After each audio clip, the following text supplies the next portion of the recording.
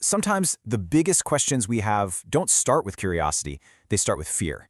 And that's exactly what we're diving into today. A really fascinating personal story about someone who wrestled with some of theology's toughest ideas. Okay, just picture this for a second. You're in 7th grade, and your teacher looks at you and says that. Can you even imagine? That's what happened to the author Michael Horton. I mean, what a chilling thing to hear, right? It planted this seed of, well, just absolute terror about his own salvation. So you have this confusing, really terrifying idea floating around in your head. Thankfully, his mom came in with some of the best advice I think anyone could get. She saw how confused he was, but she didn't just give him a pat answer. Instead, she gave him a method. She said, let's go back to the Bible and see what it says. Simple, but so powerful. And that advice really set him on a path. So let's dig into how that little seed of fear, the one from his teacher, started to grow into this massive, life-changing quest for real answers.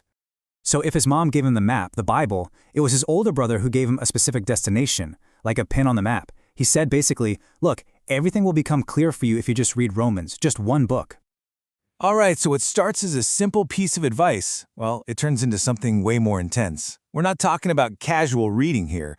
No, this became a full-blown obsession. So he did it. He read Romans. But that deep anxiety, it didn't go away. So he read it again, trying to dig deeper. And then he read it again and again. This search for answers was quickly becoming a real obsession. I mean, he read it so many times that the pages for the book of Romans, they literally started to fall out of his Bible's binding. That's how obsessed he was. Now, you'd think all this intense study would finally bring him some peace, right? Wrong. It actually did the opposite. It pushed him right into a full-on crisis. So one night, he's just at his wit's end, so frustrated that he actually throws his Bible across the room. And when he goes to pick it up, guess where it's fallen open? Romans chapter 9. As he reads it, this thought just hits him. It was this feeling of total helplessness. What he was wrestling with here is this huge theological concept called God's sovereign grace. It's this idea that God is in complete control of, well, everything, including salvation, that it's a gift you can't earn. And at first, that sounds terrifying, right? Like you have no say. But then, something amazing happened. Kind of like what happened to the theologian Jonathan Edwards. This idea that seemed so terrible at first, it slowly became the most beautiful, comforting truth he'd ever known. He was at a fork in the road, and this wasn't some abstract theological debate for him. This was everything. It was spiritual life or death. He figured either it's all of grace, a total gift that he couldn't earn and, more importantly, couldn't mess up, or he had no hope at all. It was Christ alone, or he was just going to walk away from faith completely. And that was the breakthrough, the big aha moment. He suddenly saw the Bible not as a rule book, a list of do's and don'ts. He saw it as one big, unfolding drama of redemption, with Jesus Christ right at the center of it all. And that changed everything. But the story doesn't end there with a neat little bow. In fact, the journey took a very human, kind of unexpected turn. Because getting all this knowledge, all these big theological ideas in his head, it didn't automatically make him wise or humble. Oh no, it led to something else entirely. The irony is just amazing. As he got more and more into Reformed theology, that's the bigger system people often call Calvinism, he became, kind of insufferable. He was impatient, dogmatic, always arguing. It got so bad his own dad would just get up and leave the room when he started in. He admits it himself. He became pretty hard to live with.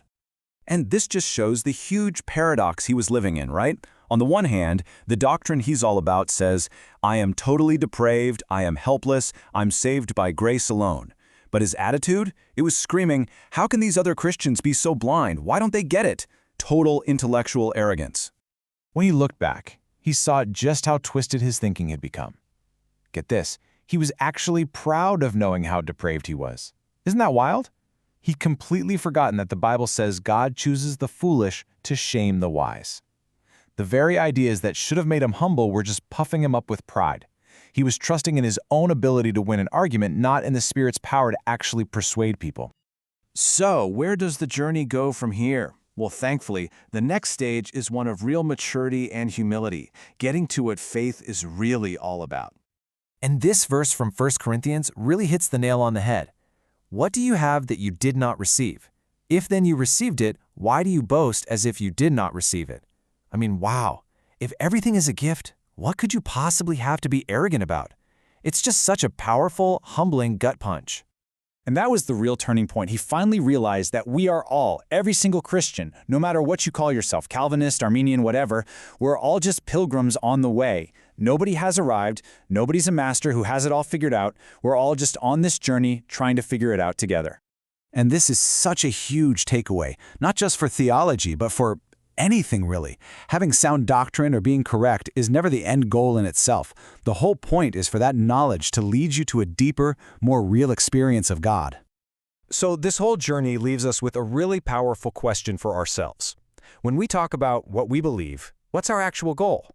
Are we trying to win an argument? Are we trying to show how smart we are? Or are we trying to share a gift that we've received? That's definitely something to think about.